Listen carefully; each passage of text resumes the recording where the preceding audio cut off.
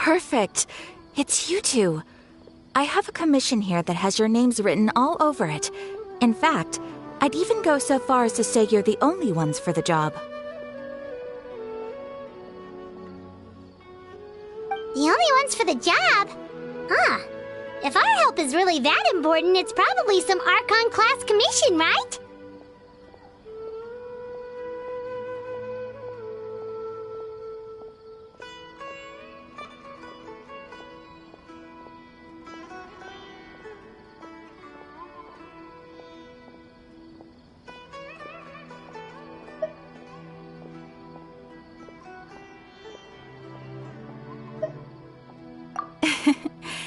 The Adventurers Guild doesn't employ that kind of classification system. In fact, this commission is also probably not nearly as intimidating as what you're expecting. All it asks us to do is to find a missing person. Huh? Then why did you say we were the only ones for the job?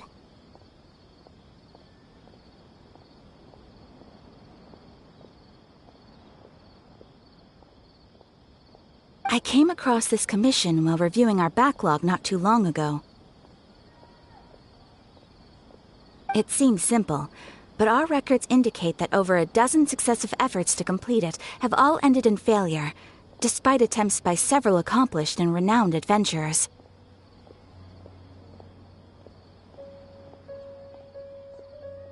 With the reputation of the Adventurers Guild and the performance of the Sumeru branch at stake, it's in our best interest to assign this commission to the adventurer with the highest completion rate over the past few years.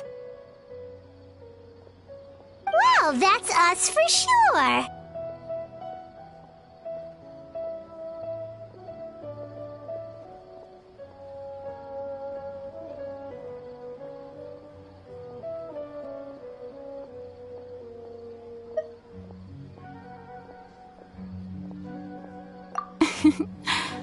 All I'm asking is for you to give it your best shot. If it proves to be beyond your capabilities as well, I'll talk to the commissioner about canceling the commission. Okay, so who are we looking for? And what is it about this commission that's made it so hard to complete? This commission was jointly issued by the residents of Vimara Village. They say one of their own villagers has gone missing.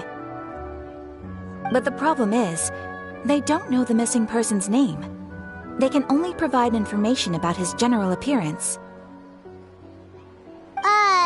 They're all from the same village, but they don't even know his name? If so many adventurers have failed to complete this commission, maybe this missing villager doesn't exist at all. Could it be some sort of a prank or something?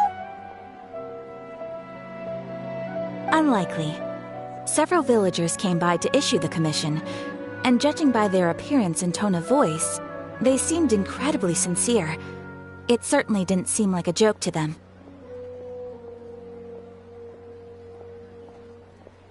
Besides, putting up a commission requires a processing fee. There aren't many upsides to a prank that costs Mora to carry out.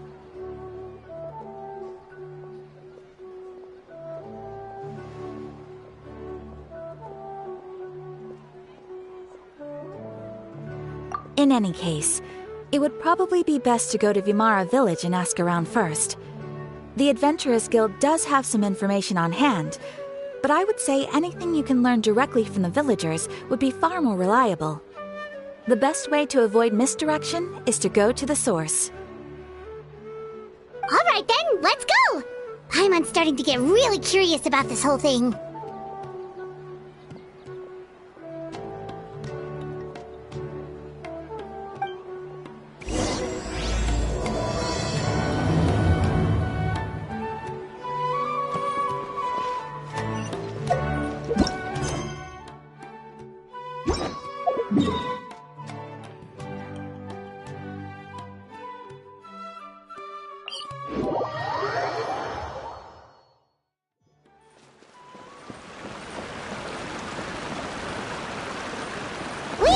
To Vimara Village!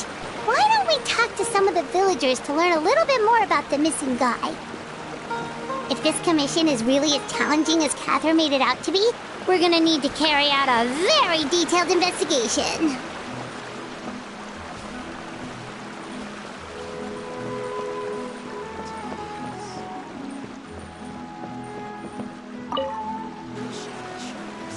Hello there. You looking to buy something? I do business in this area. Oh, no, we're adventurers. Catherine sent us to look into a commission here in Vermara Village. Ah, so you're here about that, then. Ah, you're not the first, that's for sure. We've certainly made a lot of trouble for you all. To be honest, we aren't holding out much hope. Many adventurers have made their way out here, confident they'd be able to help us, only to leave soon after with nothing to show for their efforts. We've pretty much had it up to here in questions, and the area around the village has practically been overturned in search of clues. But no one has been able to make any headway. So, this person we're looking for, what's his name? Where did he live? Does he have any relatives? I don't know. I really have no clue. I couldn't tell you. Okay. Guess you are really sick of answering questions. I'm sorry. I didn't mean to sound short with you. I was actually just giving you my answer to your questions.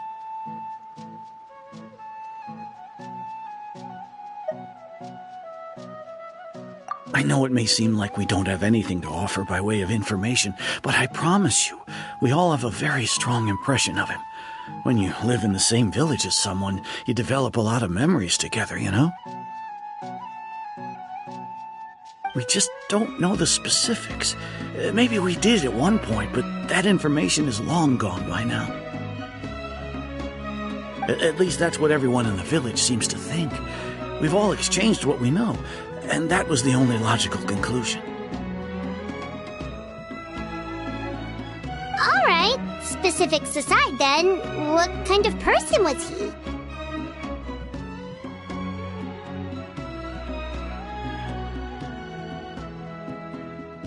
Young guy, in his early 20s probably. Incredibly kind sort of person, always willing to lend a helping hand. I'd chat with him when I didn't have any customers. I even saw him stick out his neck for others on more than one occasion. Very interesting guy, that one. Now that you've started talking about him, you don't seem nearly as down in the dumps as you did before. Seems like he left a pretty good impression on you. But of course, everyone in the village is pretty fond of him. We wouldn't have issued that commission otherwise. There aren't many young people like him nowadays, so genuine and pure. To think that he just up and disappeared one day. I just hope nothing bad happened. Could he have just moved away without telling anyone? No, he's not the type to leave without saying goodbye. And anyway, moving away without being seen by a single person in the village? There's no way he would have been able to manage that. Huh. All right, thanks for the information. We're gonna go ask around some more.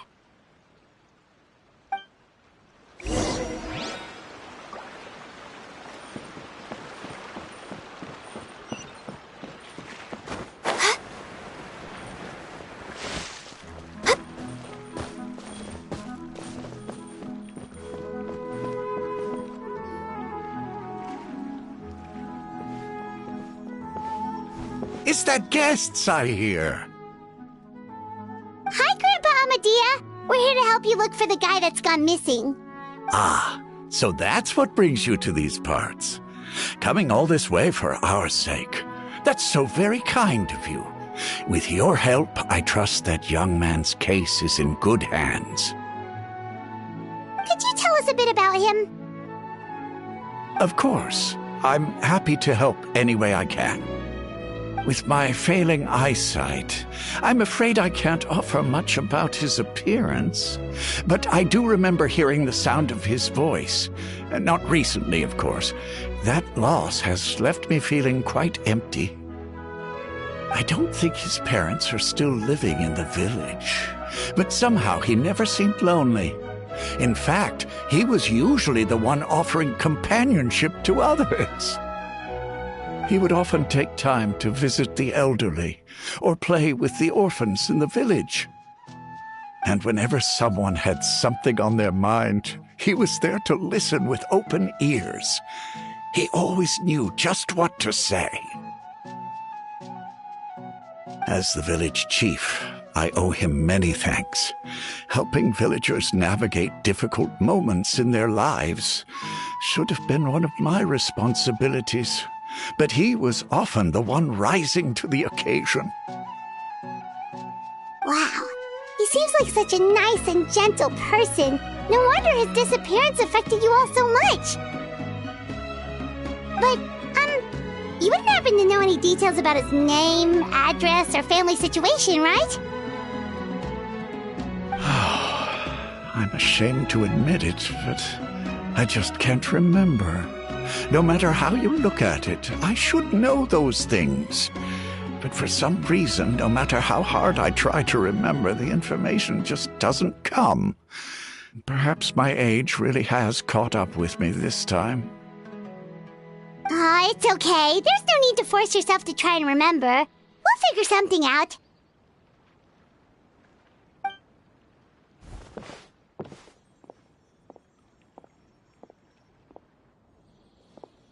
Well, Traveler, what do you think?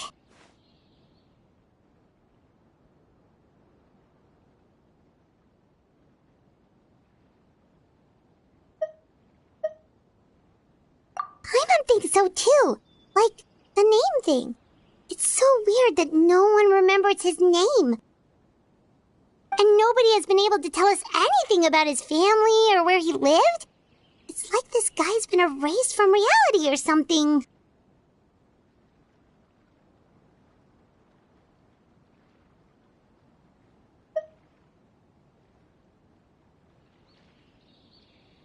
Wait, so you're saying it's not that he's been erased, necessarily, but more like he never existed to begin with? Okay, Paimon's gonna need some time to process that one. Someone who only exists in people's memories?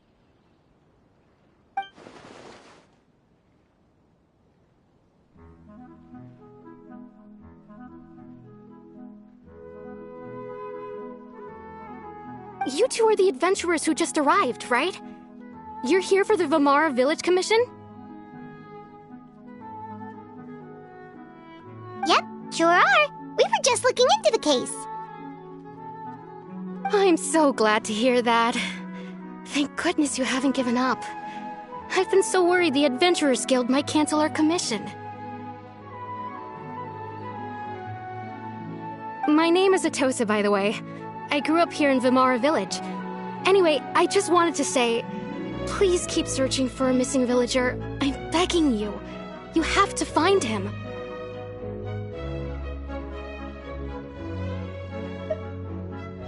Yeah, no need to worry. We'll give it our best shot. So, were you close to the missing villager? Are there any leads you can give us? I'm not sure this counts as a lead, but follow me. There's a place I'd like to show you.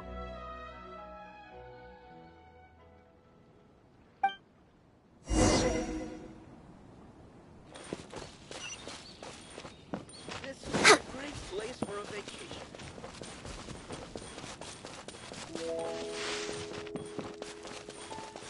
There's no rush.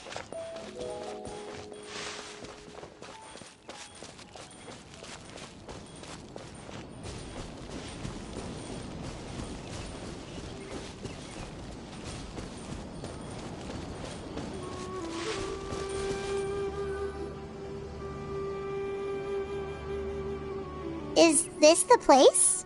Under this tree? Yep. I know it doesn't look like much, but this place is very meaningful to me.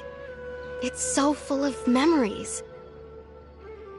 We used to always sit together under this tree and talk. Sometimes we would look up at the clouds in the sky, or stop to feel the wind against our skin.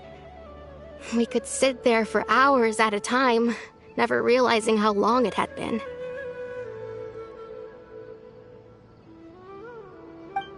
I was actually adopted by the people of Vimara Village. The forest rangers found me in the woods as a child.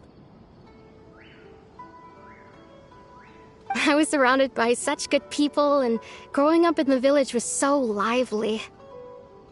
Still, there were times when I couldn't help but feel incredibly alone. Alone?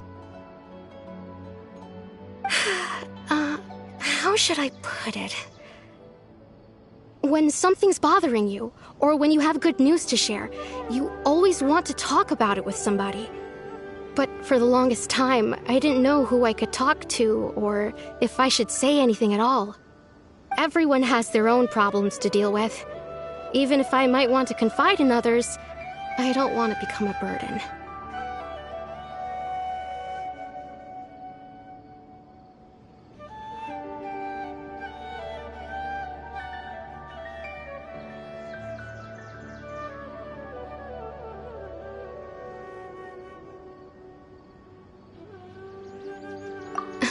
Really?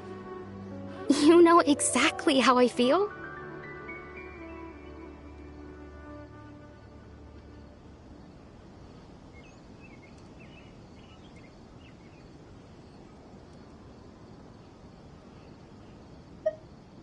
Aww.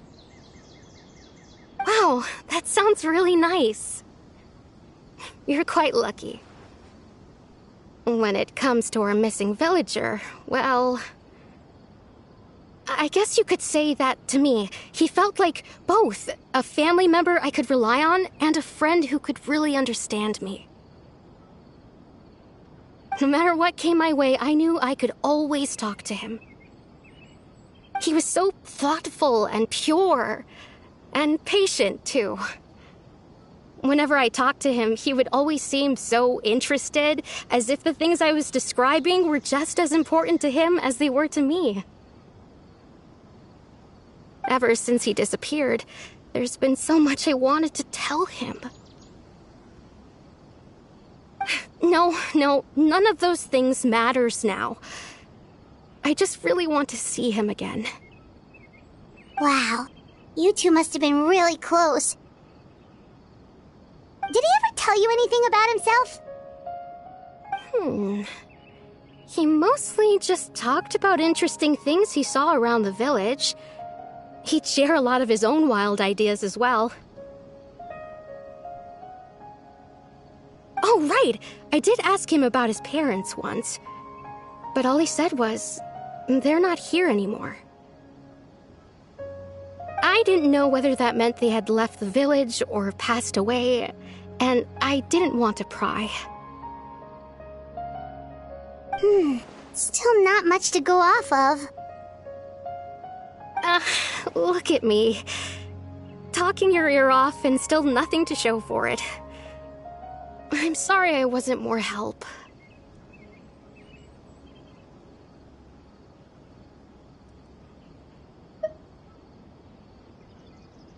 The last time I talked this much in one go was when we were still together.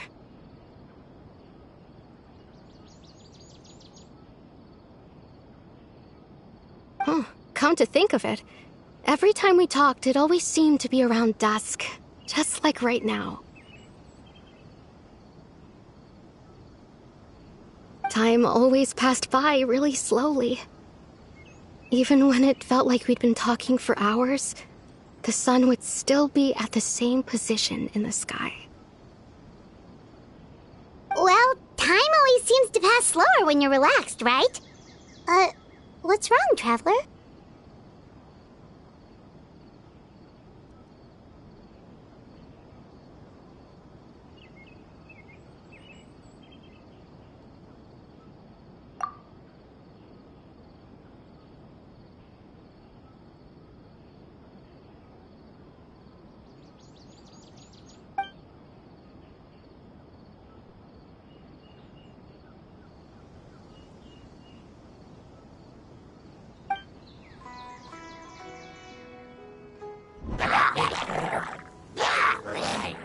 Hey, look at those hilichurls over there. Doesn't it seem like they're acting a little strange?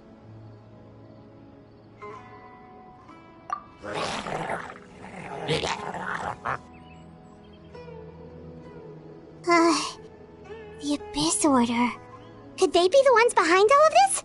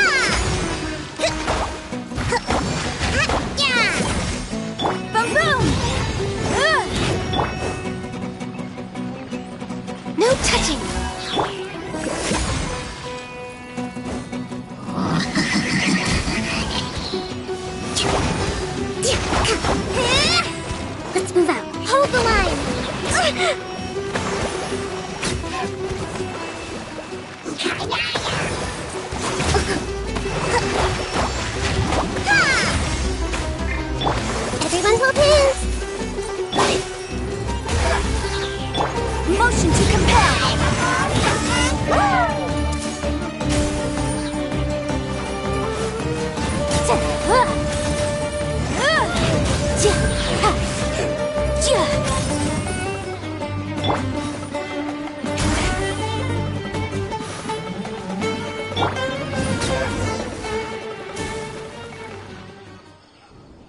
Thank you so much.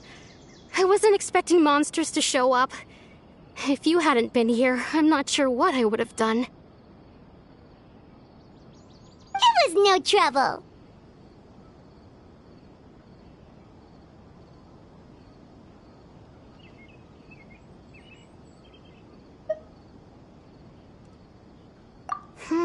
Now that I think about it, the hilly trolls around Vilmara village have been a lot more active lately. They seem agitated and would often attack anything in sight. Chief Amadea doesn't allow the children to play in the area around the village anymore.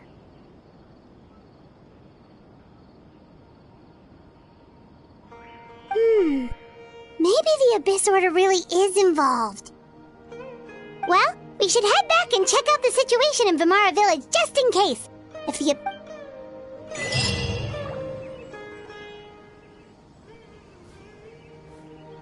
Wait a second. The person... It's Dainsleif!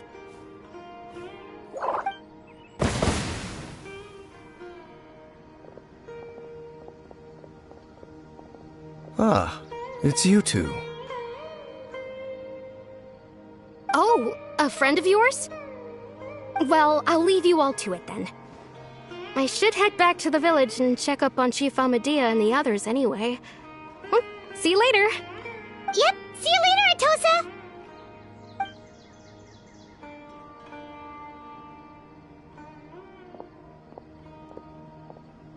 Why do you always have to pop up out of nowhere like that? Is it your life's mission to jump scare us or something? It's hardly personal, or intentional for that matter. As long as you and I are both in pursuit of the Abyss Order, we're bound to cross paths. Ah, so you're here to investigate the Abyss Order then. That would explain the monsters you were fighting just now. Naturally. Hold on. Are you not here for the same purpose?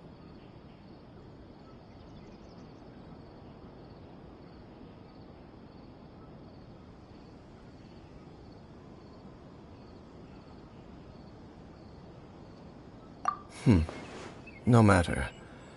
It may have taken you a while to catch on, but I'm sure you've also realized by now that there's something strange about this place.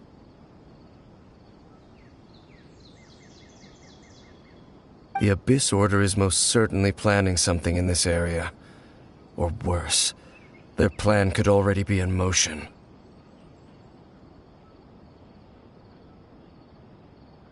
So you think the Abyss Order is behind the hilly trail activity in the area? As things stand, I highly doubt that is their primary motive. I would imagine the increased hilly trail activity is merely a byproduct of whatever it is they're really trying to accomplish. Still, the hilly trail activity is causing a lot of problems for the people here. We should stick around for a while and protect the village, don't you think? The best way to protect them is by figuring out what the Abyss Order is truly planning. That is how we prevent further tragedy.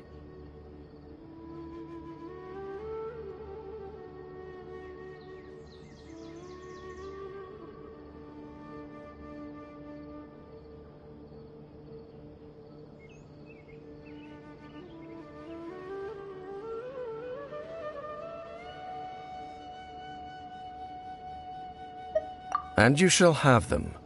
I never intended to hide anything from you.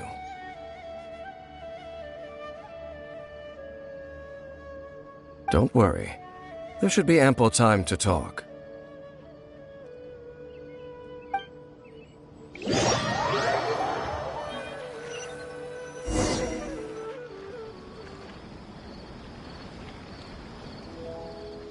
Ah, so that was the commission that brought you here to Vimara Village. Someone who seems to only exist in people's memories. That is indeed quite intriguing. I would agree that it's unlikely you have a simple missing persons case on your hands. However, any possible connection to the Abyss Order is still unclear. It appears all we have by way of clues is increased hilichurl activity, and that is certainly not much to go off of.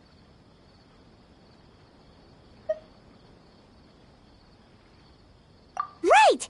That mysterious voice she heard in her brother's memory. The one who called himself a sinner.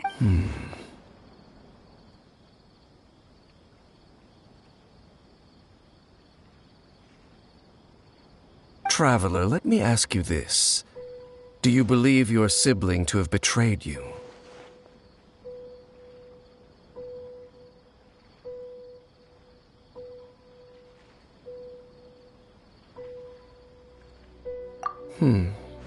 I sense hesitation in your words. After all, you still haven't figured out the whole truth of what happened.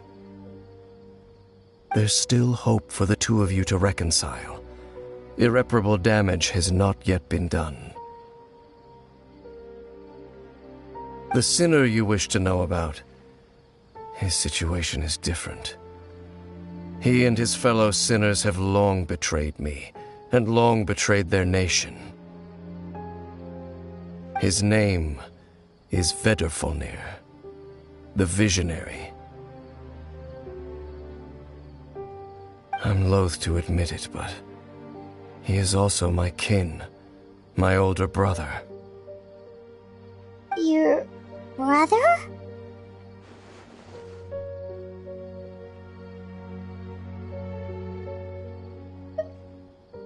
There were 5 of them, the 5 sinners of Khaenri'ah.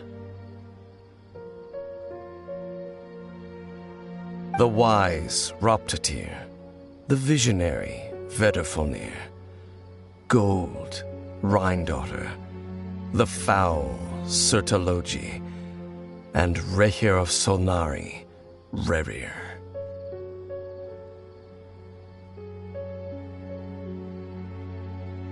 No matter how eroded my memory may become, I will never forget their names.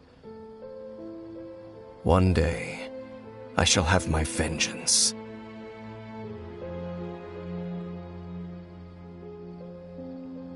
Wait, some of those names sound really familiar. Rhine-daughter is the one who created Albedo. Sertologi is Skirk's master. And the one we just learned about, Dane's brother, Vedrfolnir. If he was the voice of the sinner, then the one who inspired Clothar to create the Abyss Order was him.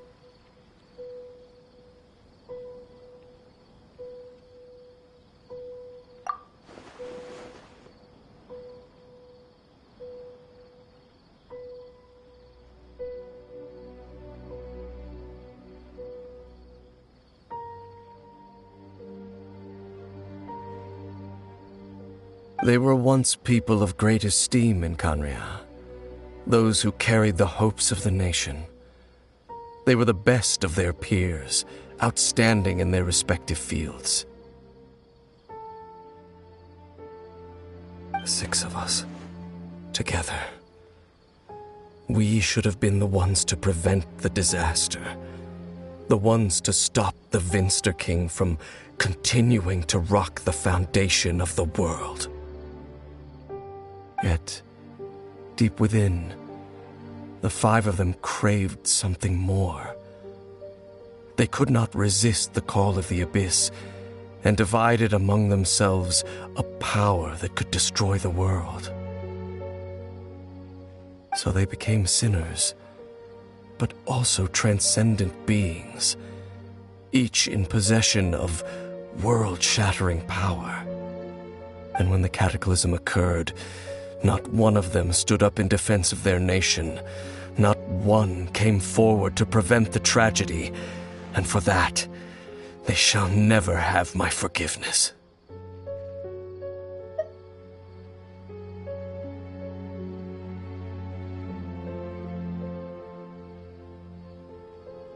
Indeed. If they are not stopped, the day is sure to come when they will also betray the entire world.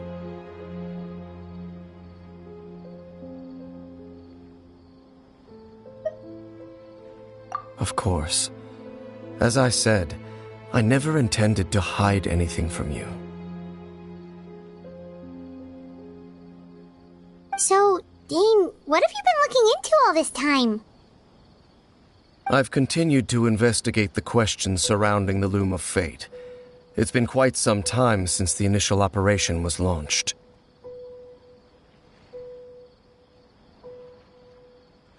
By retrieving the eye of the first field tiller, we were able to stop part of their plan from coming to fruition.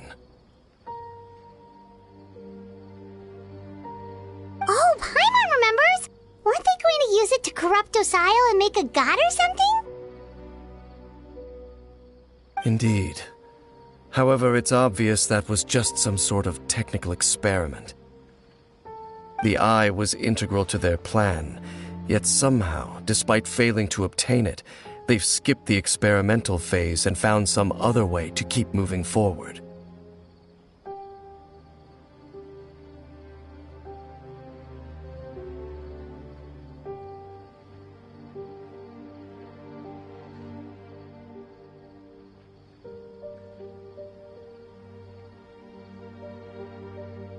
There are many signs pointing to that effect.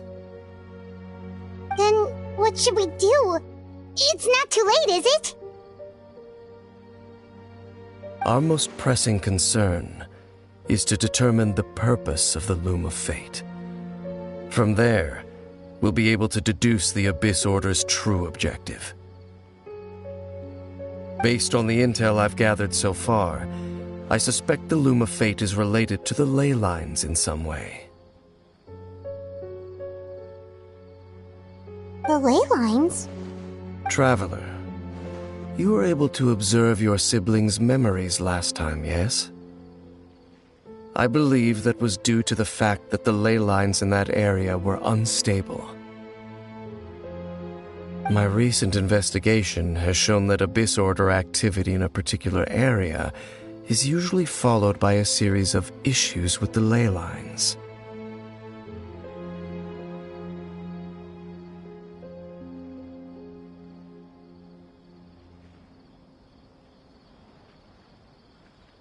Wait, then our commission here in Vimara Village, the person who seems to exist only in people's memories, could it be connected?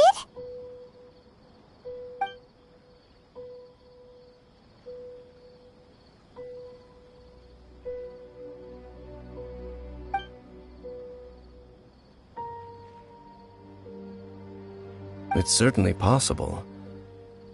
I'll join your investigation tomorrow. This missing persons case could very well turn out to be the key to unraveling these mysteries.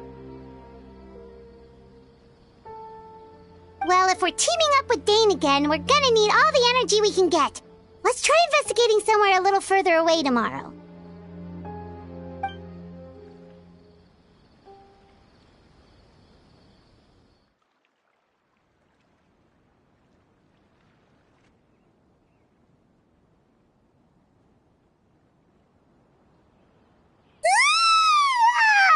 So tired. Paimon used way too much brain juice yesterday. It's all Dane's fault saying all that complicated stuff.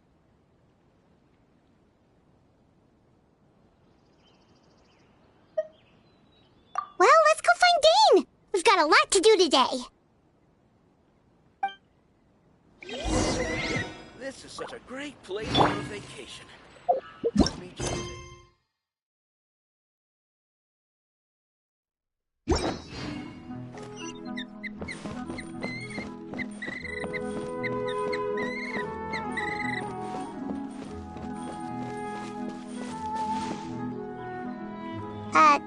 Dane? Hello, Dane? Why are you just zoning out over here?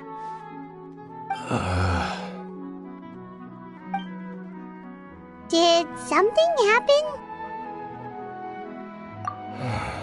The missing person from your commission Could you describe them to me?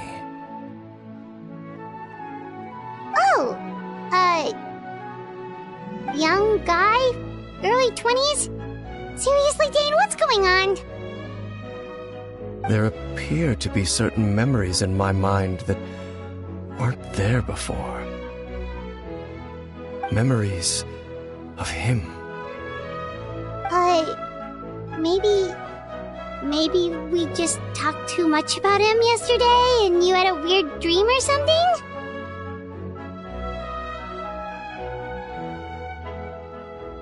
No, it wasn't a dream. They're memories. Memories that suddenly appeared in my mind after I woke up. And I'm certain I've never met this person before.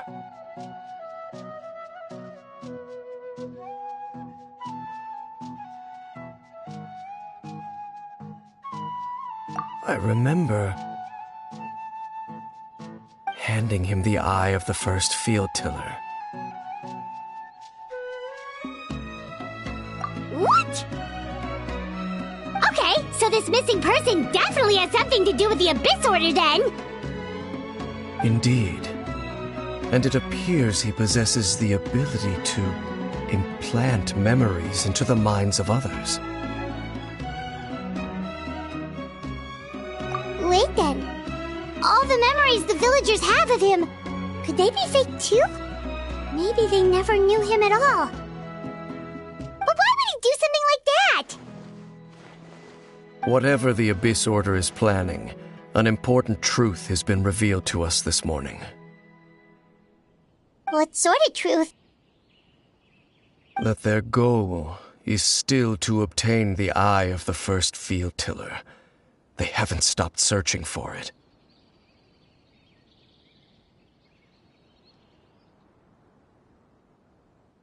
I am the only person who knows its location.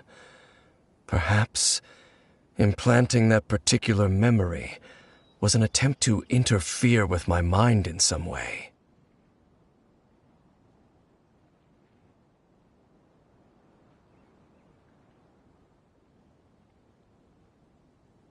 Your concerns are not entirely unfounded. I don't believe the Abyss Order is capable of altering reality like that just yet. However, considering their single-minded pursuit of the Eye, I would say an equal level of caution is in order on our part.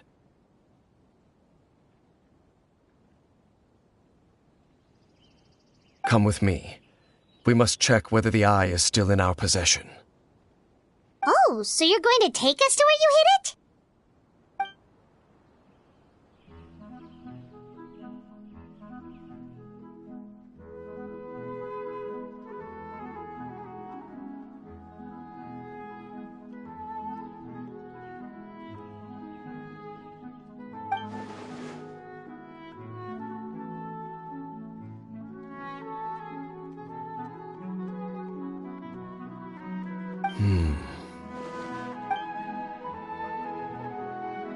Of course.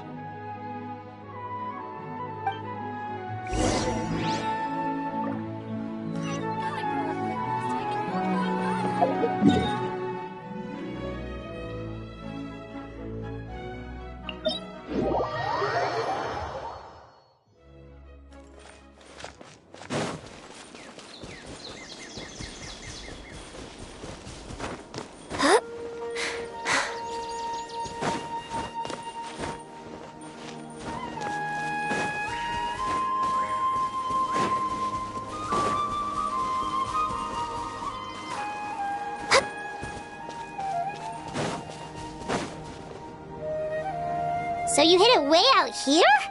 Not an easy place to discover, that's for sure.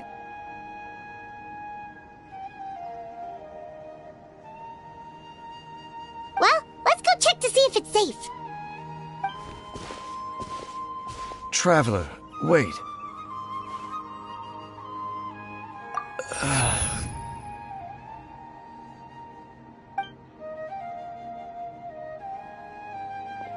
We've no time to lose. Let's head inside.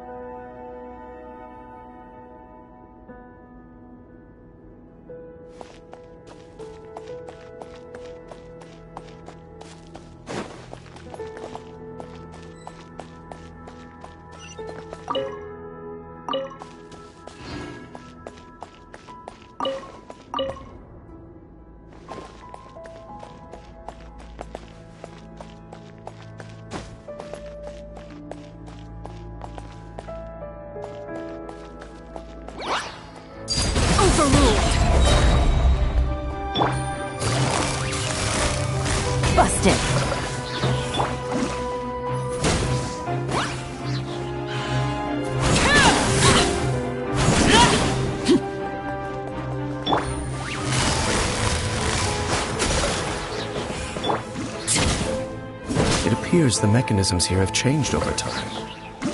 You can access the upper floor through the side door. Perhaps you should try reactivating the mechanism over there.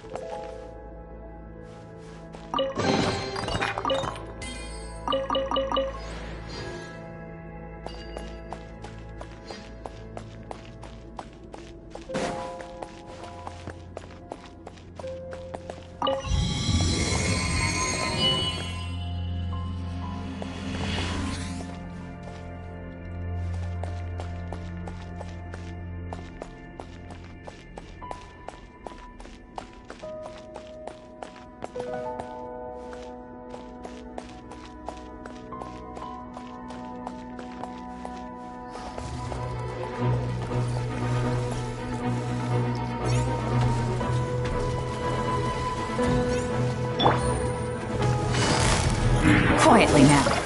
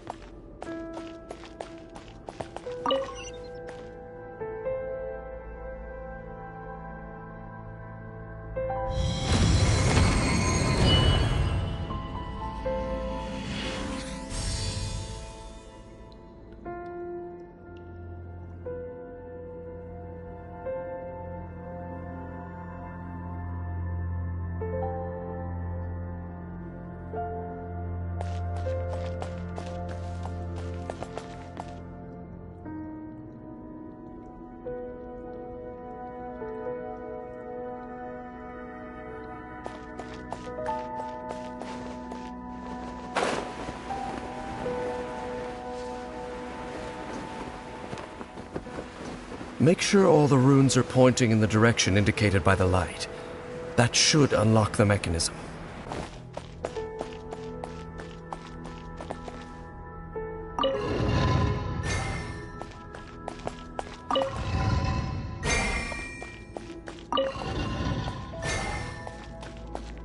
Ah, the door's open. Let's go. Our destination is just up ahead.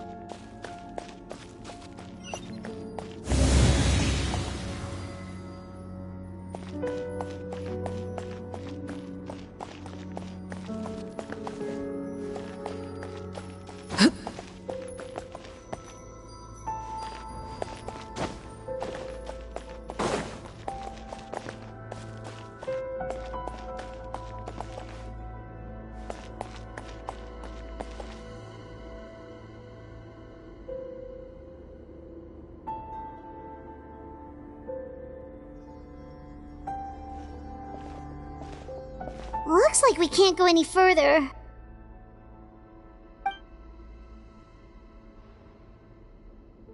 Be on your guard. I sense the presence of the Abyss.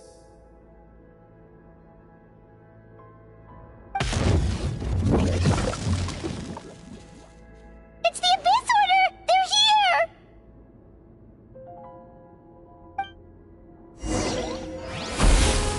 Desolation!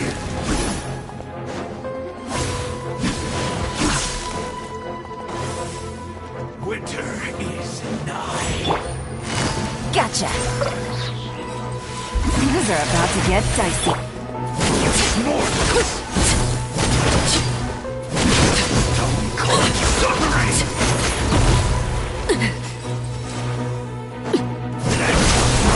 Witness my rise. Transfixed. Desolation! Conquers all! Busted.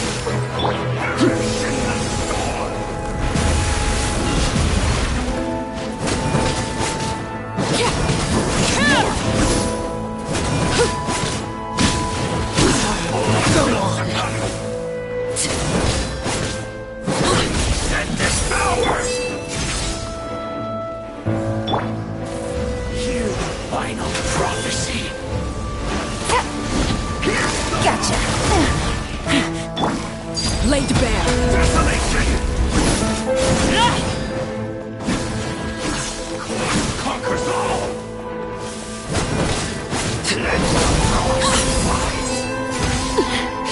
Commendable.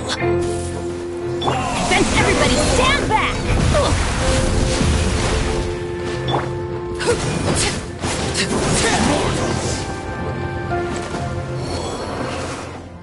Just as I suspected. The false memories were a trap. The Abyss Order just wanted to follow us here. Now that they're in the vicinity, we should have a chance to see...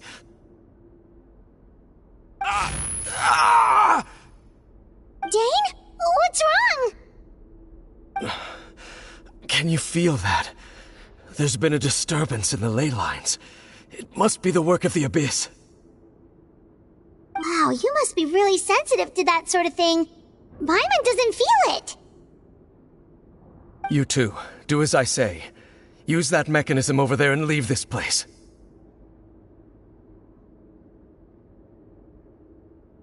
The Abyss Order is putting something in motion.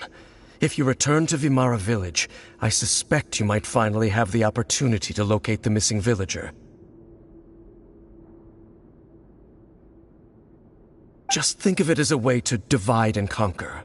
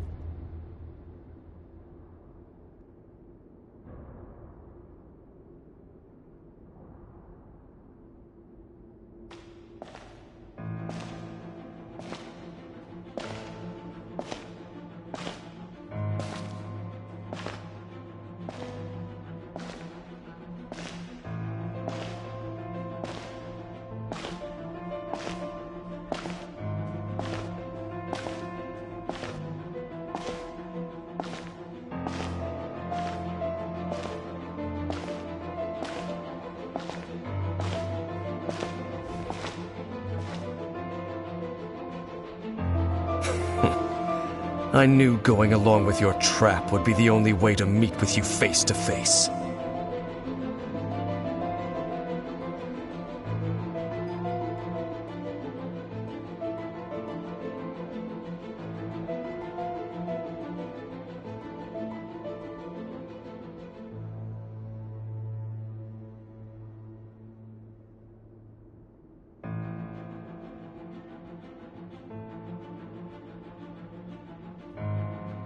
You risked your safety, and that of the Eye.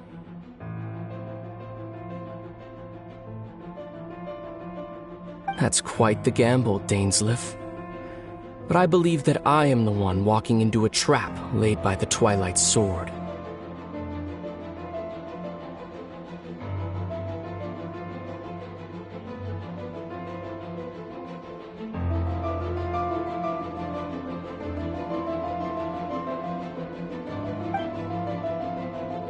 So you came here all on your own? What about those followers of yours? When the Twilight Sword is prepared for battle, any army I could send would only be marching to their doom. Better that I face you alone.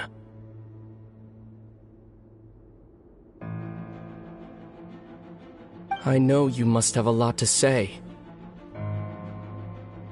But if it's a conversation you want, you'll have to defeat me first.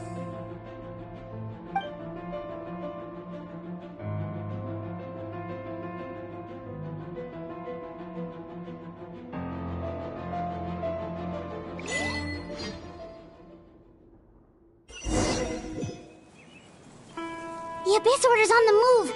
The ley lines are all out of whack! We better hurry back to Vimara Village and see what's going on!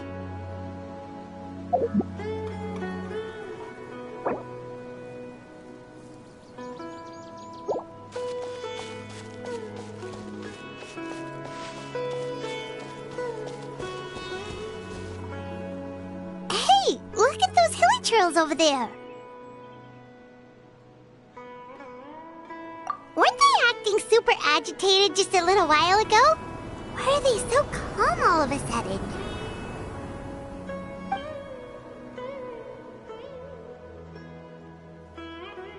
In the New World, they bade farewell to the shrouded sun. At last, they no longer needed to dwell on their suffering, or try to differentiate between various thoughts of blasphemy.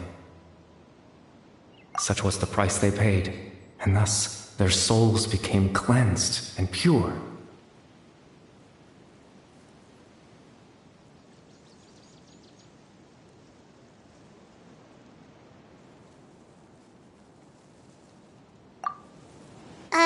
Did you hear that? What was that sound just now?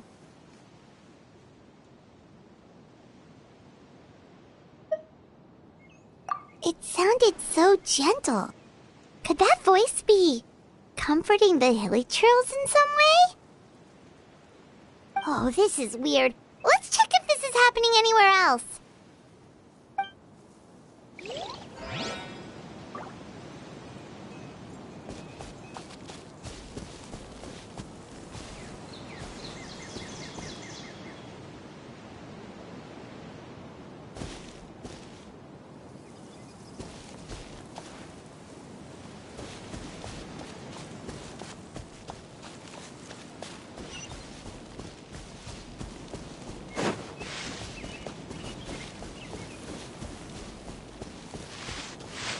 Looks like the same thing is happening over here, too.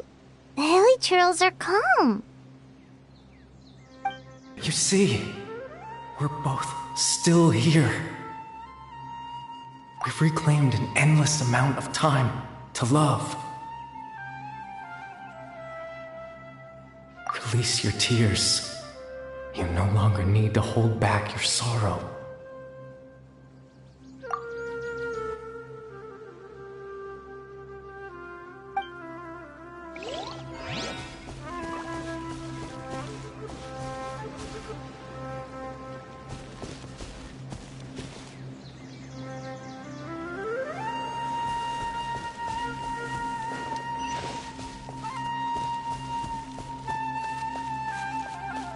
Over there. It looks like they're sleeping. In the end, he whispered, softly. Sleep well, Father. Sleep well, my beloved people.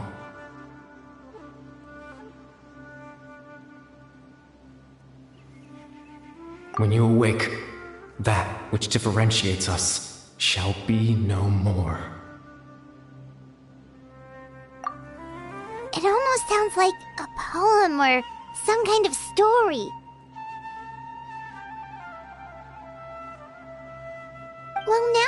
hilly churls have calmed down, Vimara Village should be safe at least. Let's put this situation to the side for now. Dane said this might be our chance to find the missing villager, so we should head back to Vimara Village before it's too late.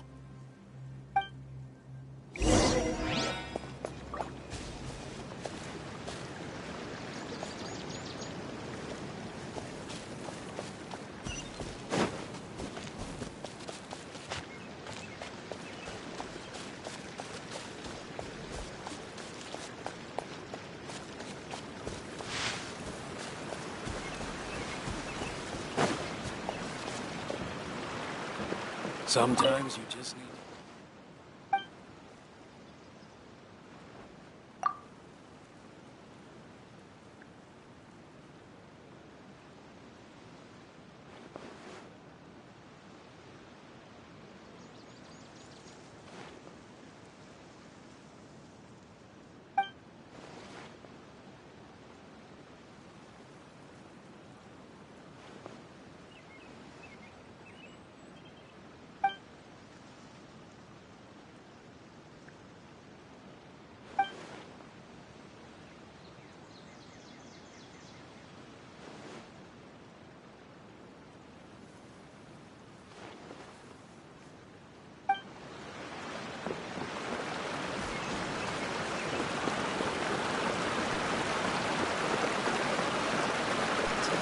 So many options.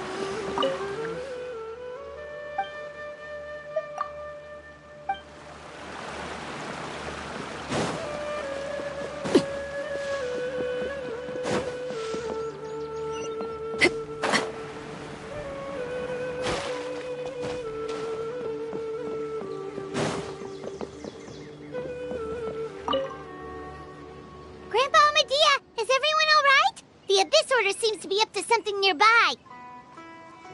The Abyss Order? This is the first I'm hearing of it. Thank you for your concern, but as far as I'm aware, it's been business as usual here in the village.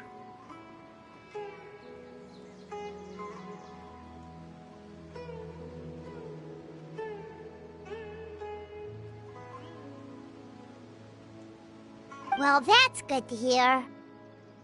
Oh, also, you didn't happen to come across any clues about the missing villager while we were gone, did you?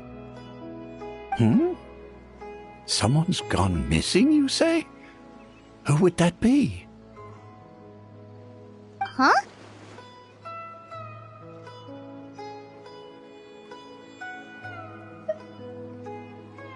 Well, you know, the young guy from Vimara Village. The one you've been looking for all this time? You posted a commission with the Sumeru Adventurers Guild. That's kind of the whole reason we're here, actually. Your missing persons commission. Ah, I do apologize, you two. I hope I'm not worrying you too much. I'm sure it's just my age making me forgetful again.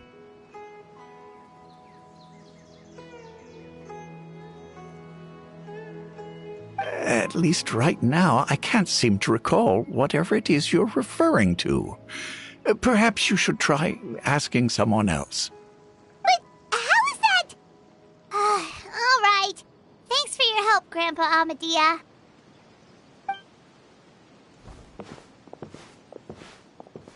Something's definitely not right. We just talked to Grandpa Amadea about the missing villager. There's no way he could have forgotten all about him just like that. What do you think, Traveler? Could everyone's memories of the missing villager have been erased again? You're right. We should narrow down the possibilities first. Let's go ask someone else then.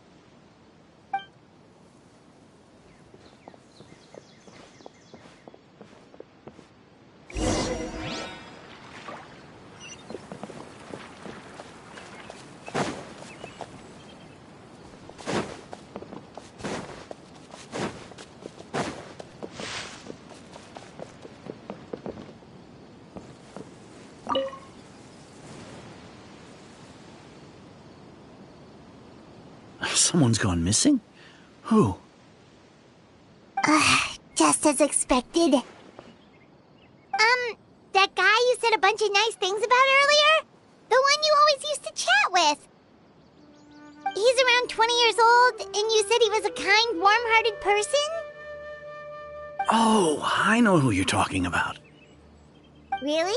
You remember? There aren't many young people who've earned that kind of praise from me. If you're certain that's what I said.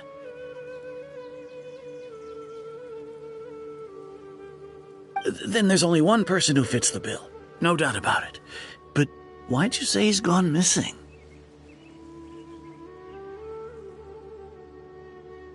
Yeah, I just saw him leave the village. There was someone else with him, too. They couldn't have gone far.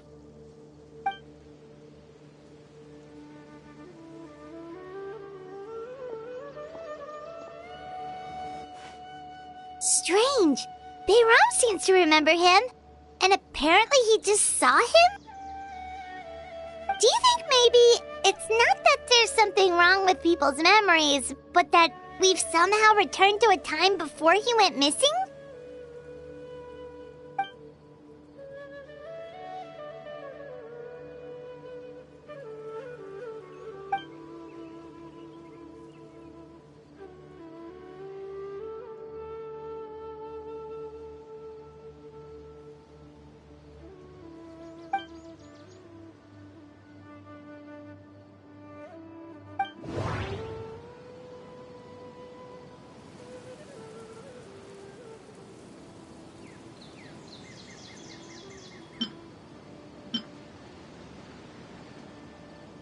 If this person only exists in people's memories, maybe we're in someone's memory right now.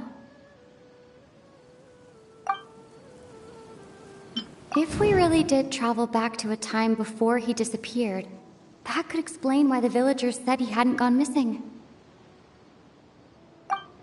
Just like what happened with Greater Lord Rukkhadevata, no one remembers him, because there's been a change in people's memories.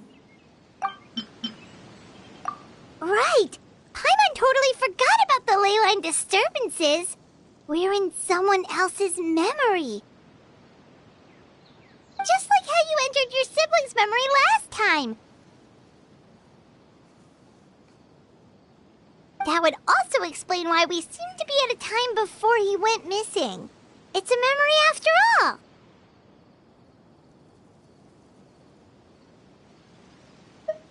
Right.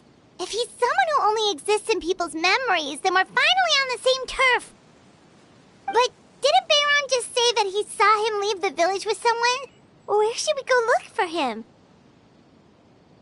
Who knows how long this ley line disturbance is gonna last? We might not have that much time, and we don't even know whose memory this is. Good idea! That'll help us narrow things down.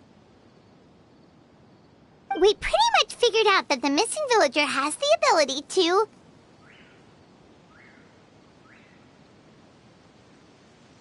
Right! That! Could we try to figure out more about him using what we know of his ability? Like, does it maybe leave a trace that would somehow give him away?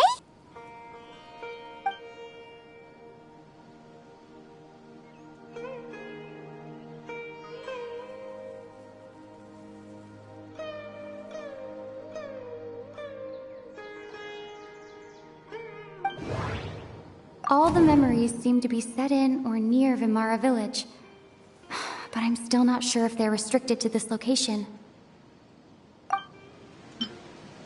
If time is allowed to pass within the false memories, there's a higher chance they might conflict with someone's original recollection. That would make it much harder to avoid suspicion. There's a difference between memories that arise from lived experiences and those that are implanted into the mind. Perhaps it has something to do with time. No wonder! All this time and the sky hasn't changed a bit! That must mean time isn't passing! That's the tell of the fake memories! The implanted memories are basically taking place outside of the regular 24 hours of the day. If the memories included the regular passage of time, it would be easy for people to tell that something was off. Like there could be overlap or something. People might start to wonder why they remember doing two different things at the same time of day. That's why he makes sure the memories take place at a specific moment in time rather than over a period of time.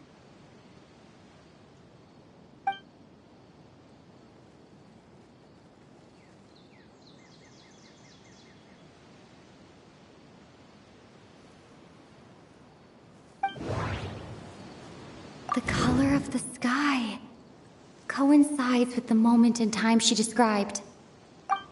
Dainsleif had memories implanted into his mind. Could it be that it's happened more than once?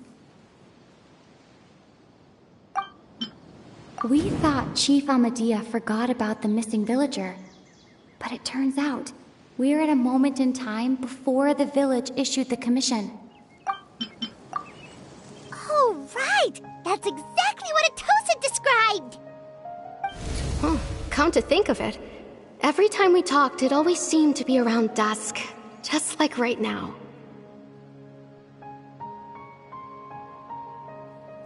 Time always passed by really slowly. Even when it felt like we'd been talking for hours, the sun would still be at the same position in the sky. Yep, that has to be it! This is definitely Atosa's memory. Yeah, that's where they'll be!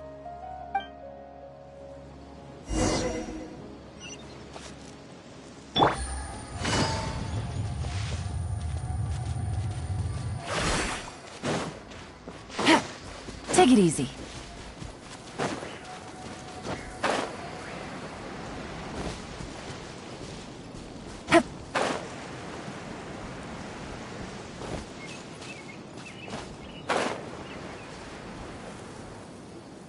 So, you see, Granny Jahiet was a mercenary when she was younger.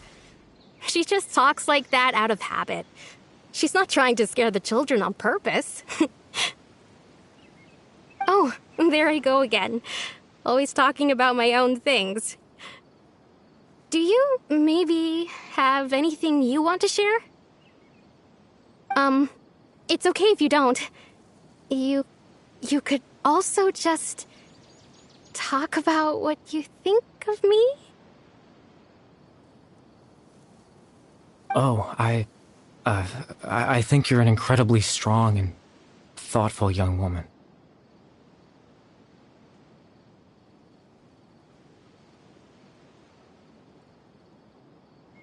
You'll meet many amazing people and live a very happy life. You won't miss someone like me.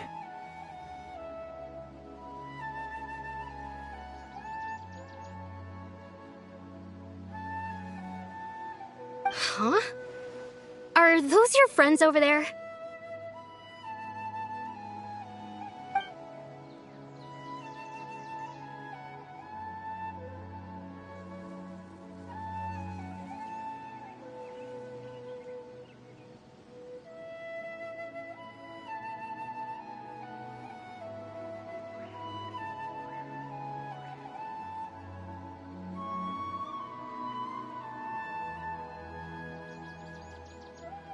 Oh, right!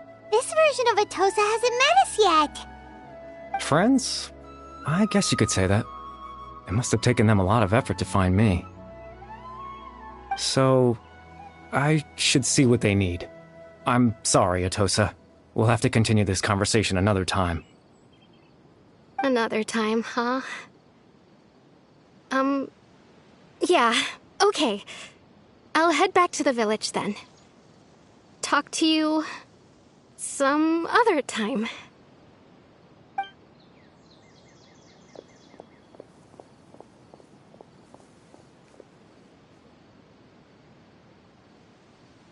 It's nice to see you, Traveler. I believe this is the first time we've met.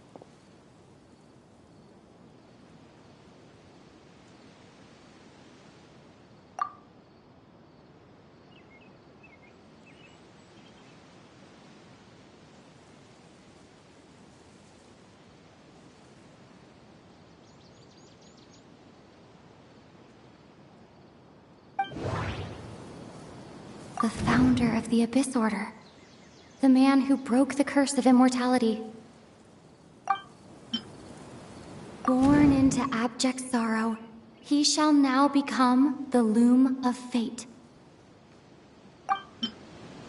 Dane's brother, one of the 5 sinners of Conria, the one who stole the power of the Abyss.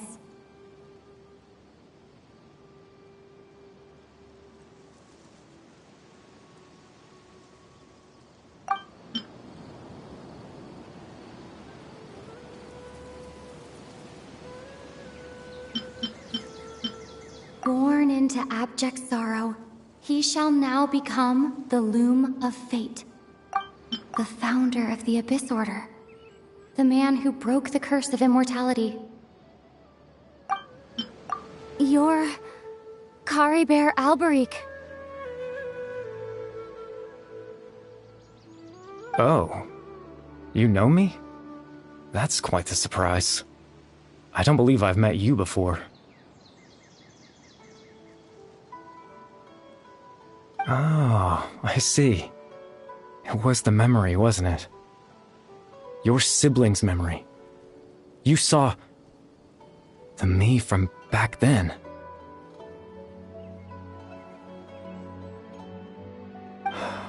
This is Atosa's memory. I came here to say goodbye to her. But I suppose I'll just leave her a message instead. Come, let's find somewhere else to talk.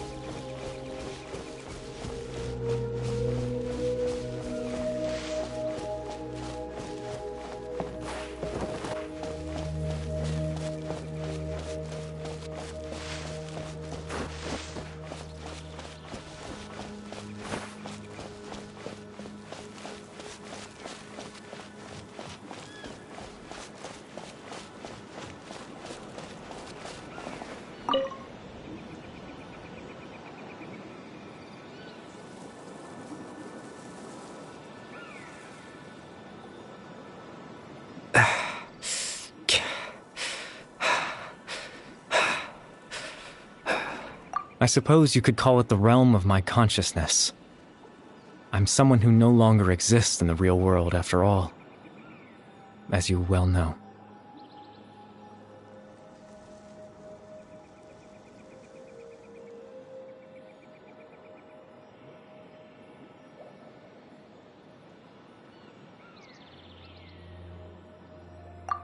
It's nothing.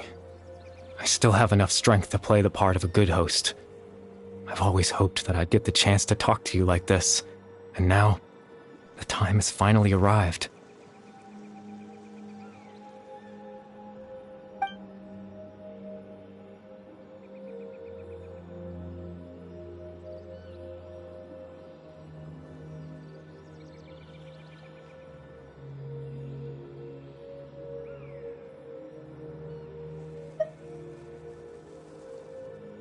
Extreme sorrow and pain, hope and regret coursing through your veins, and a degree of abyssal power that defies comprehension.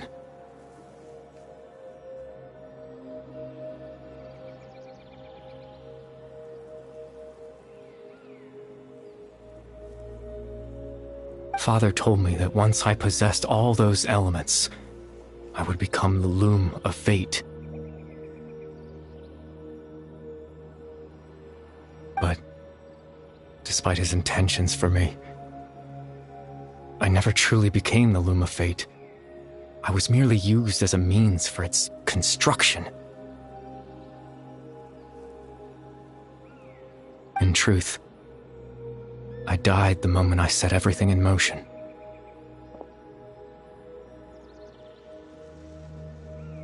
The person you see before you now is nothing but a remnant of consciousness left over within the loom of fate.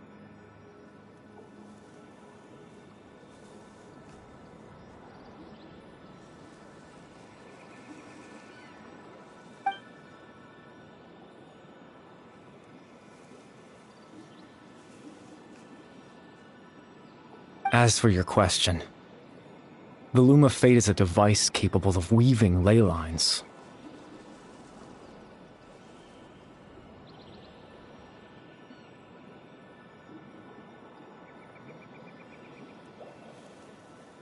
In its primitive form, it can only be used to create and implant memories.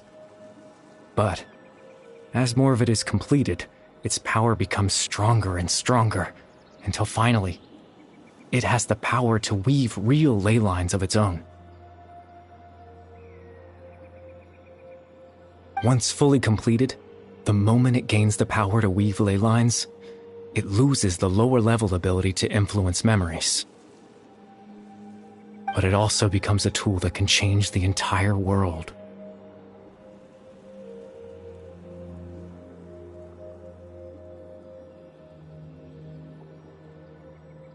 Yes, I have the ability to control the loom in its semi-completed form. I suppose you can think of it as a form of compensation. After all, its existence cost me my life.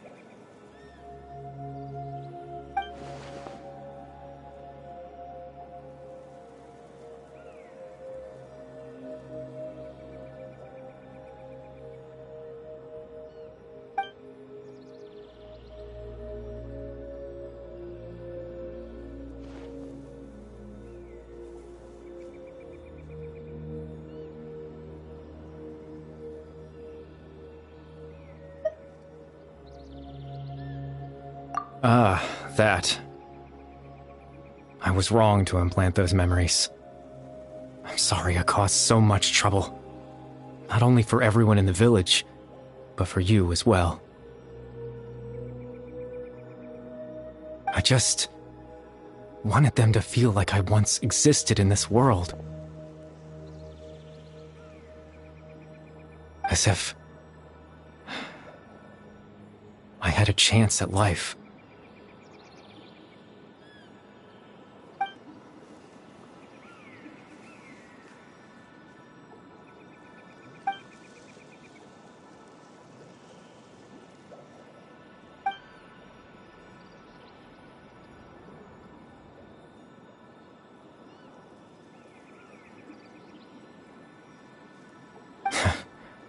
I know what you must be thinking.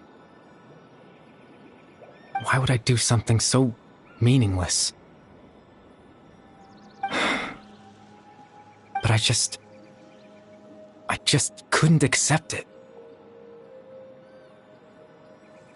I had to know what it would be like if I had my own life. What kind of person I would be. What other people would think of me. Chief Ahmadiyya, Baram, Granny Jahiyat, Atosa.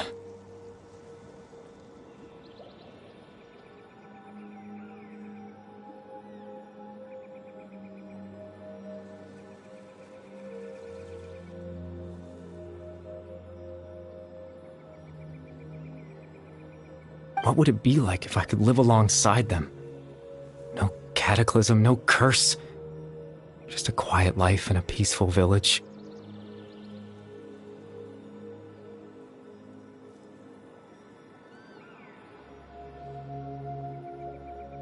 I was curious, so I selfishly tried to have my own life.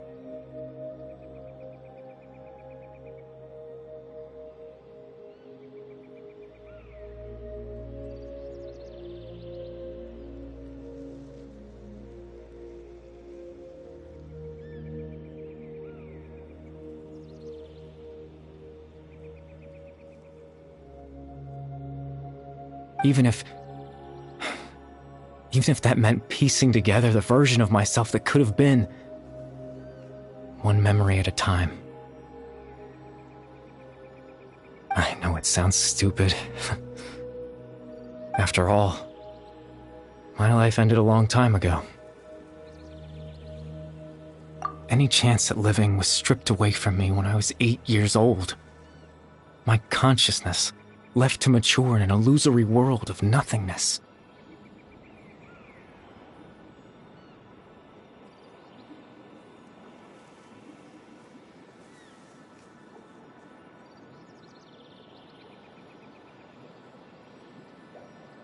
Even the form you see before you was nothing but an invention based on my father's appearance. An imagined version of what I would look like if I had the chance to grow up.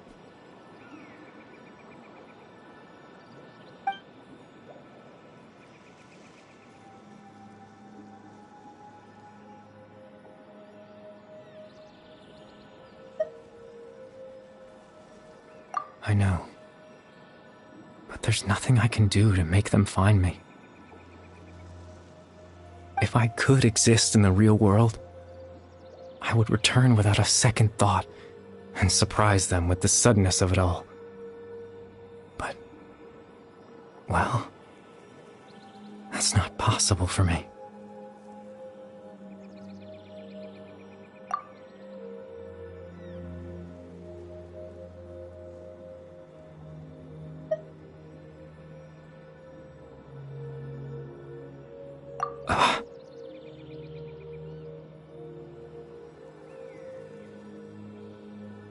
I know.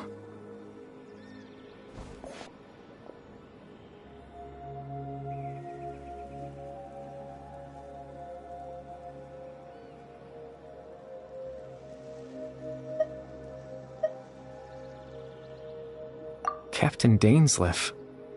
Twilight Sword, you mean? No need to meet up with him. Things should already be settled on his end.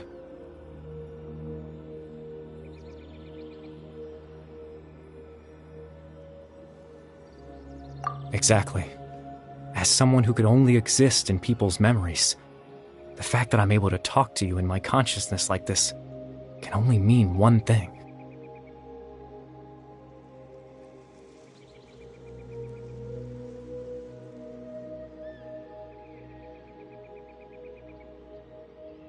The loom of fate has already been completed.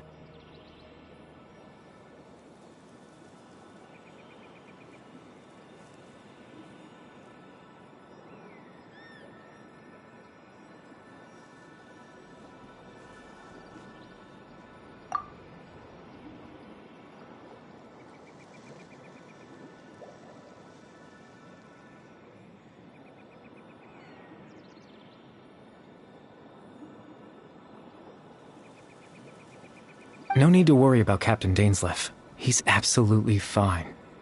The only reason he lost the eye was because I happened to guess exactly what he was planning. Captain Dainsleif has had the eye inside his body this whole time, hasn't he?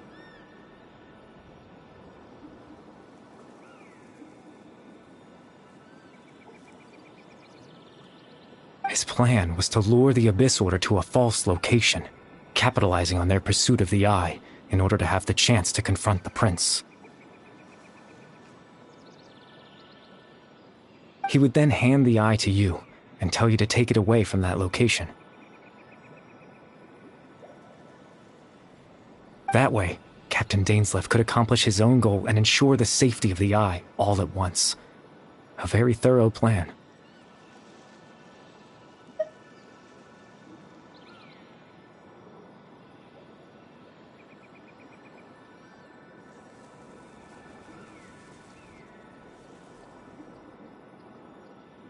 That's right, because in his mind, he had given it to you already.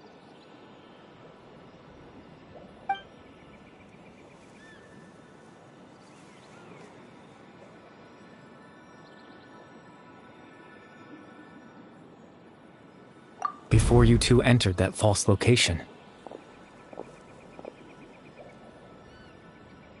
Traveler, wait.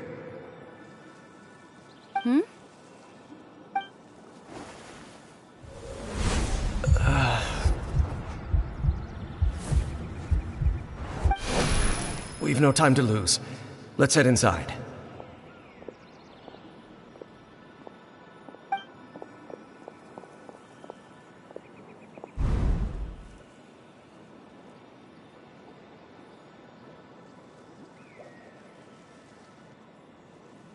That was when I implanted the memory of him handing you the Eye. Given the tense situation at that time, Captain Dainsleif failed to know anything out of the ordinary, and took that memory to be real. I'm sorry, Traveler, but I needed the Loom of Fate to be completed. And to do that, we had to retrieve the Eye.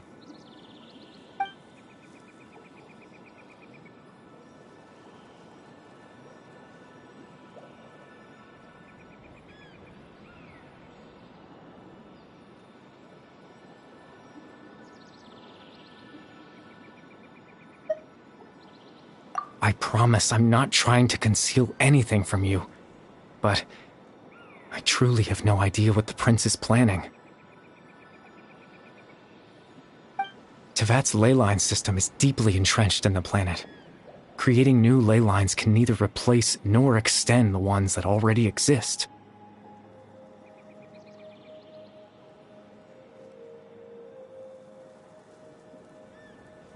In the face of everything they could be planning, I fear I'm too insignificant to even get a glimpse of the bigger picture.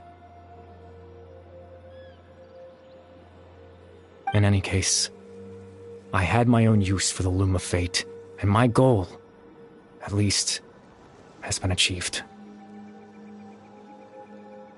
You remember my father, don't you? Clotar Alberic. I believe you saw him in your sibling's memory.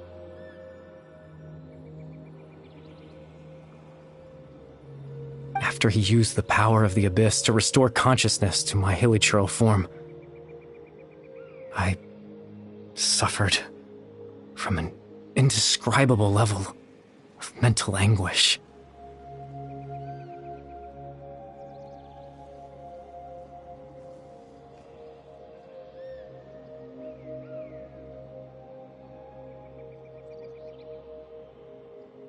To comfort me, my father told me a story. That this was a fairy tale world where I had to take on the form of a little monster.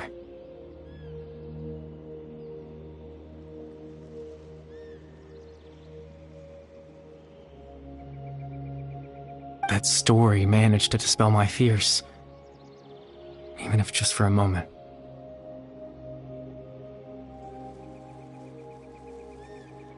My goal was simple: to use the Loom of Fate in its near-completed form, when its ability to create memories was at its strongest. To implant a specific memory into the minds of the hilichurls.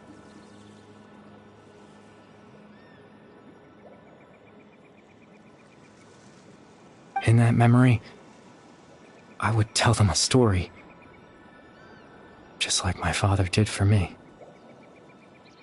It was a story of fairy tales and love. But more than anything, it was the story of us.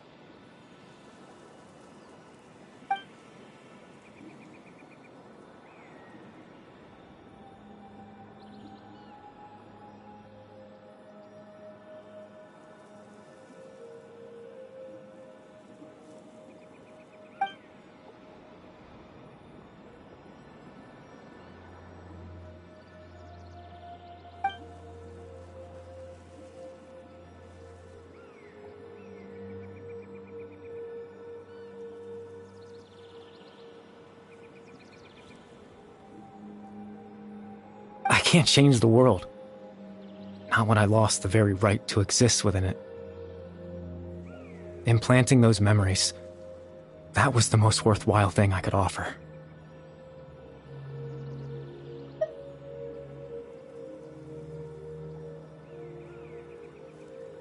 All that's left of my existence is a wisp of residual consciousness tied to the loom of fate.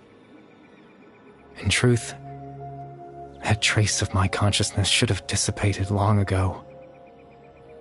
My goal was the one thing that allowed me to hold on all this time. But now, the bedtime story is finished. And it's finally time to rest.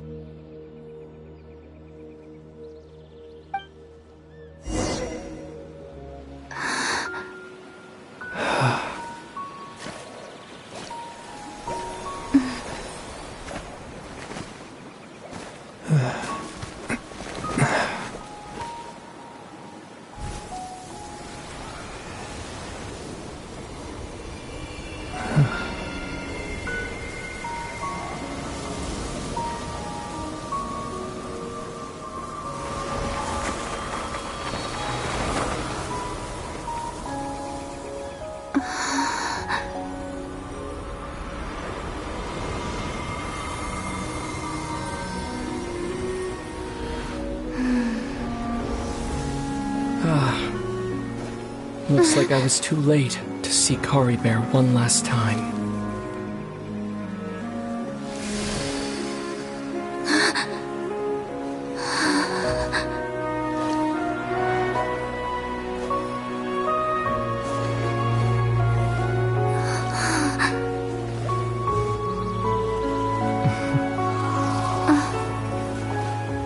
Kari Bear's consciousness is gone, and this space will soon disappear along with it. Neither of us belongs here. That's why we're not tangible. Were that not the case, I'd love to hug you too. Well, how about a conversation?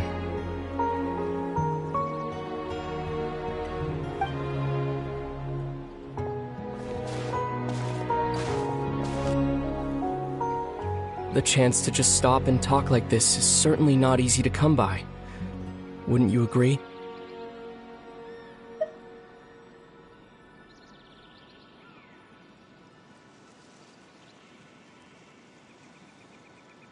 That battle earlier was tough.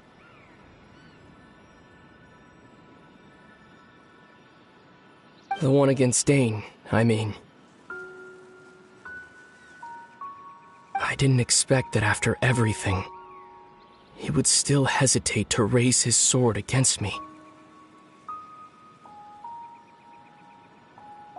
Were it not for that, perhaps I'd still be no match for the Twilight Sword, even after 500 years.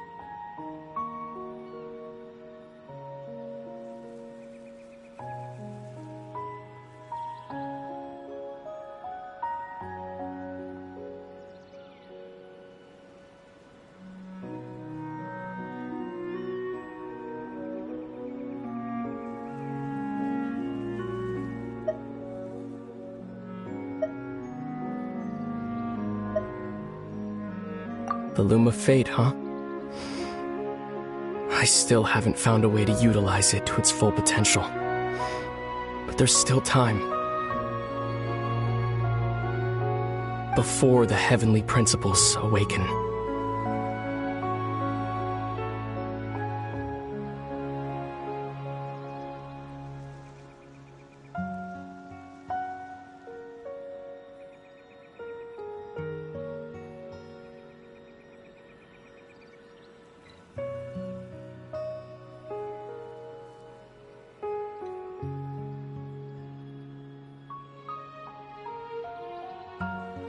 Yes, for 500 years now, ever since the cataclysm in Conria, there's been no sign of activity.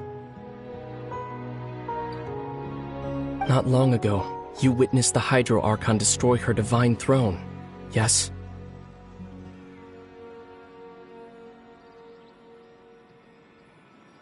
Such a flagrant disregard for the rules. And still Celestia took no action. I suppose that's proof enough of the Heavenly Principal's situation.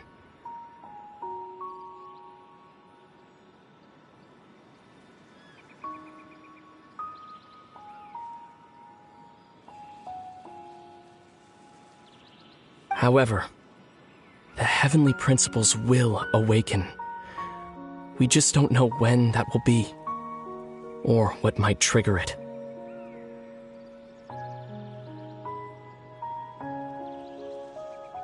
You could say that. Just look at Kari Bear. He was so pure and single-minded. The space we now find ourselves is a perfect representation of who he was. Quiet and peaceful. Even as a hilly churl, seeing the terrible sight within the mirror wasn't enough to taint his spirit.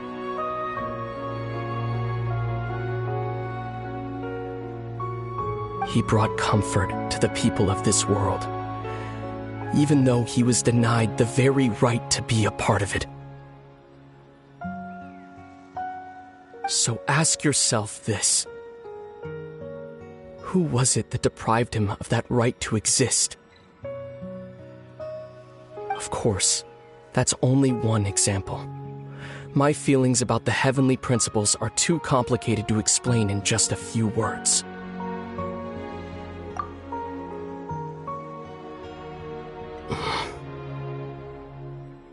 Lumine?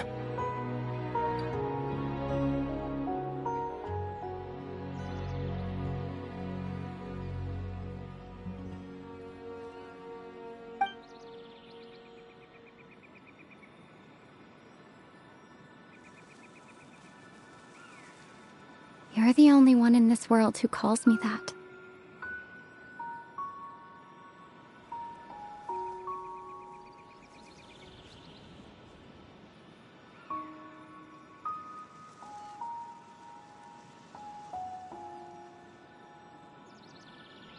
There's so much I wanted to ask you.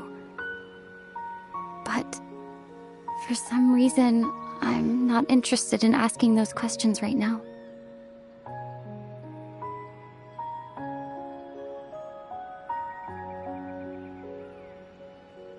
There's just one thing I have to ask.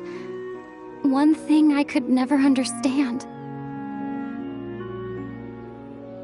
Why? Why can't we continue our journey together?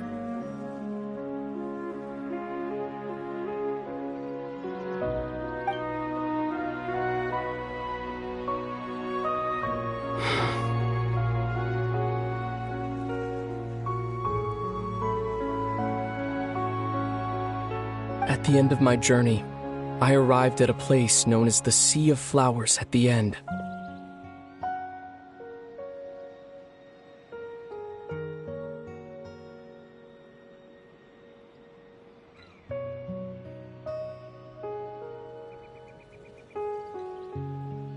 Do you remember? A long time ago, when we traveled between worlds together. You told me you wanted to find a place in the universe where that one flower was in full bloom. To have a place like that suddenly appear before me?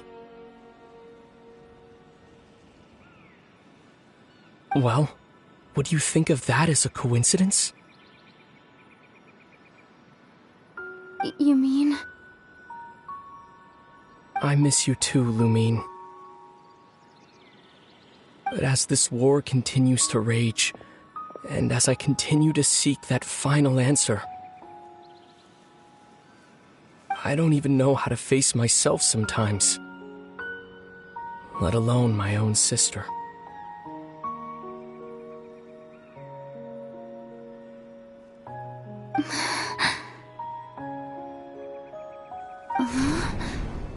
What's going on?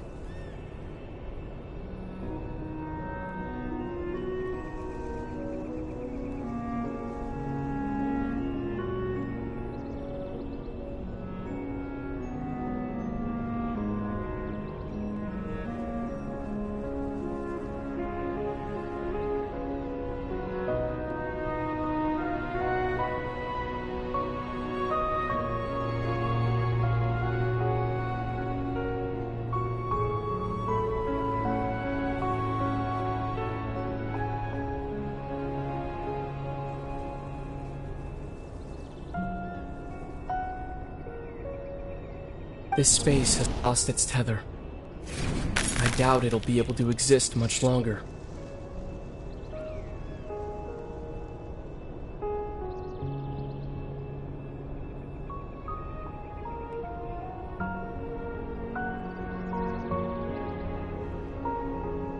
In fact, aside from our ability to physically interact with each other, there's something else you should know about this space. With Kari Bear gone, we won't be able to remember anything that happened here.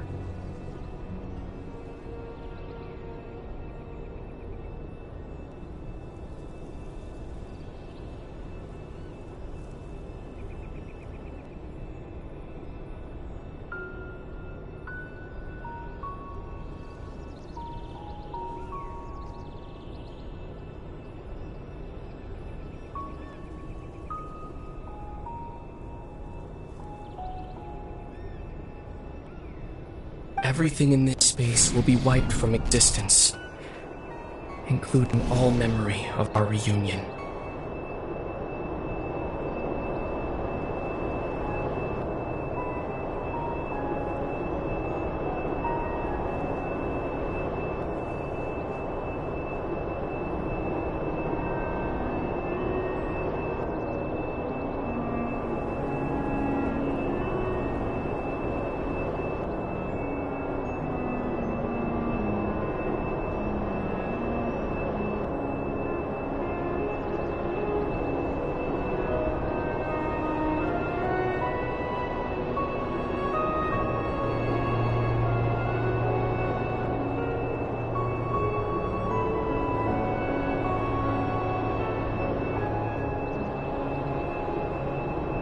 You're only telling me this now?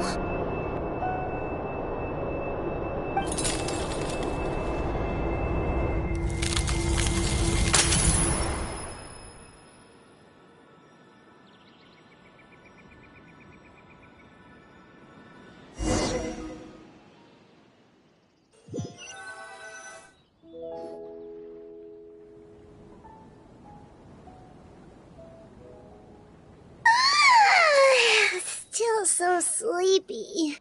Paimon's head feels all fuzzy. Oh, Paimon woke up a little earlier than you, so Paimon will fill you in. The villagers said that they saw us sleeping near the village yesterday. They couldn't wake us up no matter how hard they tried, so they decided to just bring us back here. Oh, and Dane came by just now. It looked like he was injured. He didn't say anything, though. Just made sure that you were all right and left. Kinda seemed like he had a lot on his mind, but that's Dane for ya.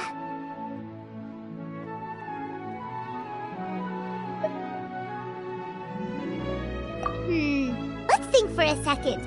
We were in that memory, and we saw that guy you called Kari Bear. He was the missing villager that we've been trying to find, right? And after that, Paimon doesn't remember what happened.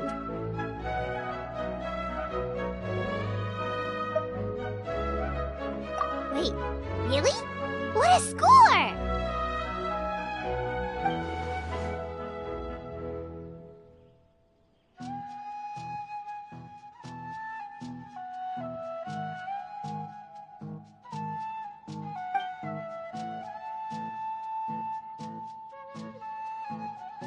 Well, what happened after that?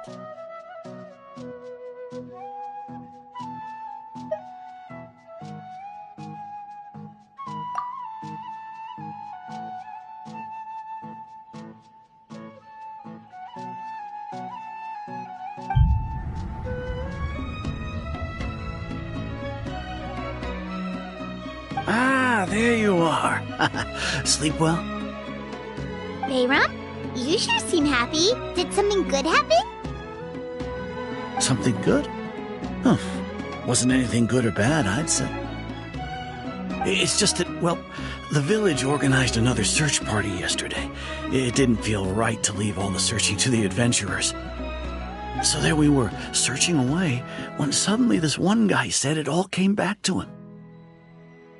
According to him, one day around dusk he was passing by this one tree outside the village, and he saw our missing villager. There he was, sleeping under that tree all by himself. His parents came a little later to wake him up, and they all left together. They looked like quite a happy family, apparently. And after that, well, we all started to feel like that really is what happened. Kind of strange that we forgot all about it for so long.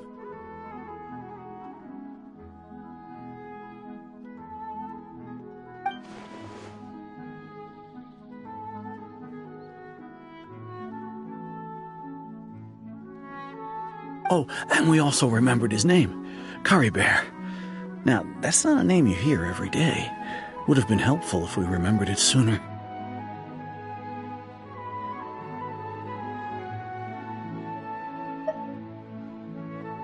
Well, I hope he's happy wherever he is, and we're all relieved now that we know what happened. Seems like everyone thinks Curry Bear left the village. That's probably for the best. At least they have some sort of explanation now.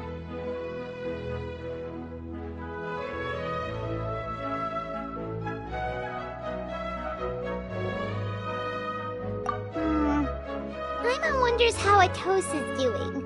Maybe we should go check on her. If she hasn't remembered like everyone else, we can tell her what happened. Paimon didn't see her in the village just now, so she's probably at the tree. Come on, let's go talk to her.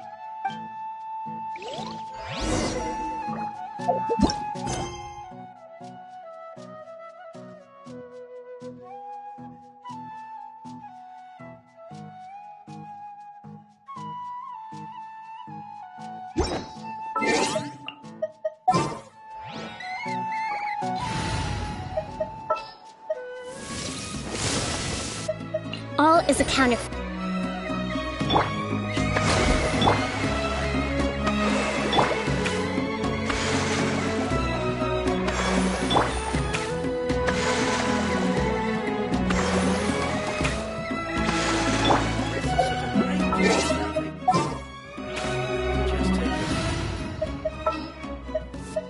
I want to help.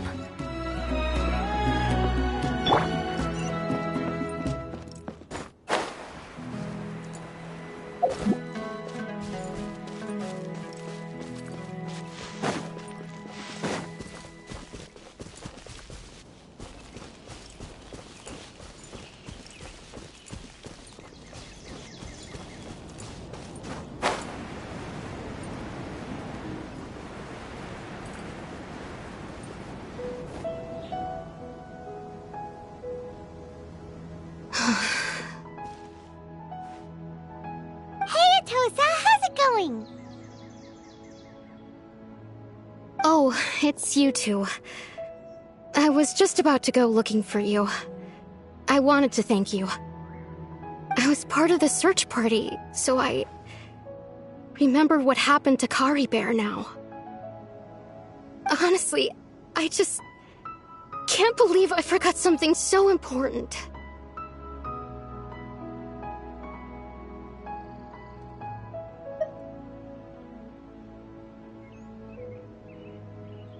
It's funny, but I have this feeling he told me the same thing. I just can't seem to remember when. I guess it doesn't really matter anyway. Life is made up of a series of memories.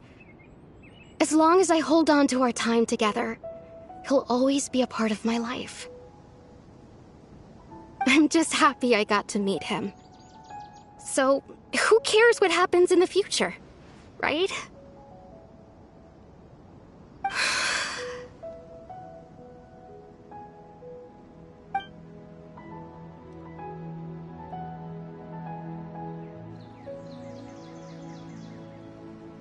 Okay, I'll admit, I'm just putting on a brave face. I was dumped, wasn't I? Otherwise, why would he just leave like that without saying goodbye?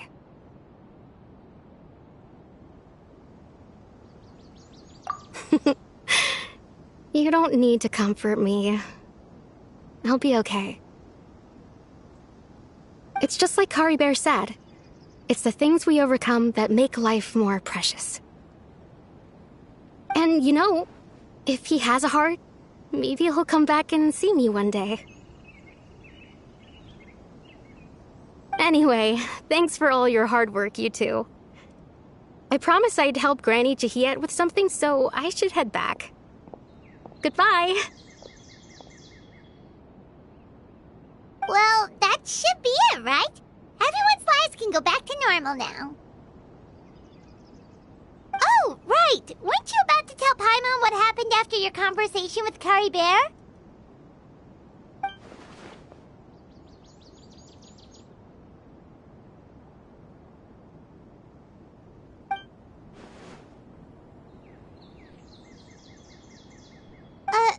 A picture? Where'd that come from? Let Paimon see!